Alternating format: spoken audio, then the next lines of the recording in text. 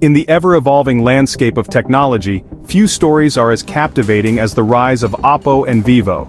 These two Chinese smartphone giants have taken the world by storm. They have captured the hearts of millions with their cutting-edge technology and sleek designs. But behind this phenomenal success lies the mastermind of a solitary genius, Duan Yongping, a man who rose from humble beginnings to reshape the global tech industry. This is the story of his vision, his unwavering determination, and his unique philosophy that propelled OPPO and Vivo to unprecedented heights. Duan's journey is one of remarkable resilience and astute business acumen.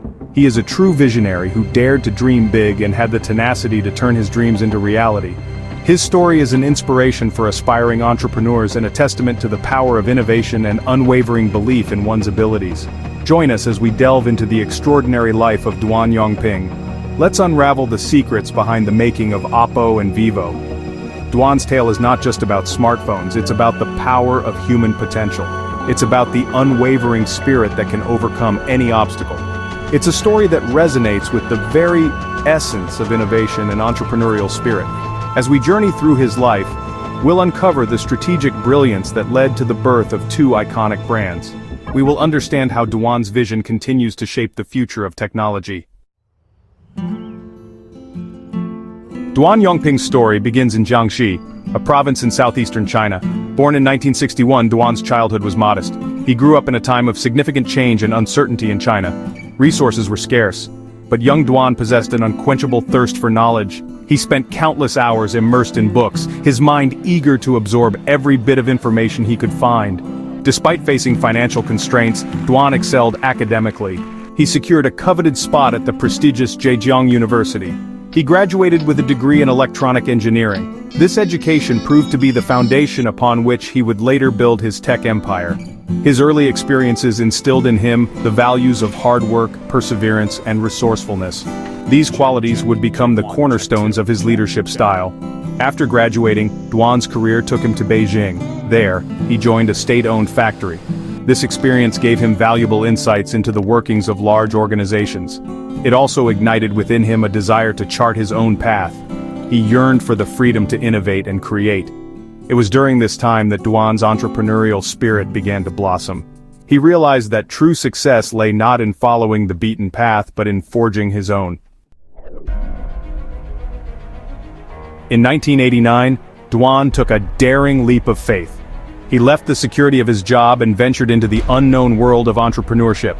He moved south to Guangdong Province, a region rapidly developing into China's manufacturing heartland.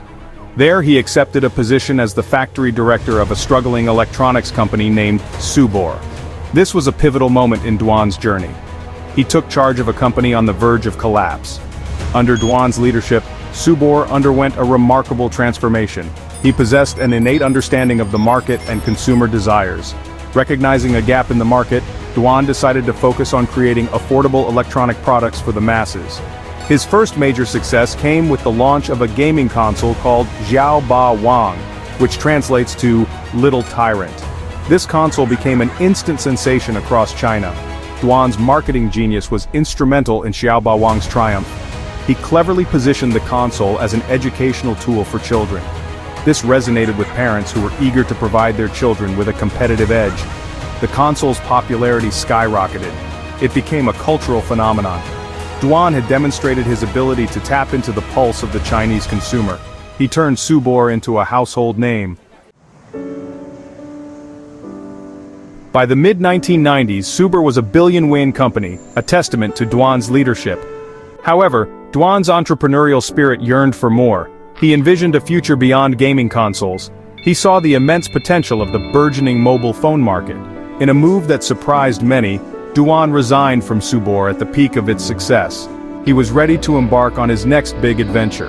In 1995, Duan established a new company called Bubugao Communication Equipment Company Limited, later shortened to BBK Electronics. This marked the beginning of Duan's foray into the world of mobile phones. He assembled a talented team of engineers and designers. Together, they shared a common vision to create high-quality electronic products that would enhance people's lives. Duan's decision to leave Subor and start BBK was a testament to his unwavering belief in his vision. He was a man who was not afraid to take risks. He understood that true innovation often required stepping outside of one's comfort zone. BBK would become the cradle from which two iconic smartphone brands would emerge. It would solidify Duan's legacy as a legend in the tech industry.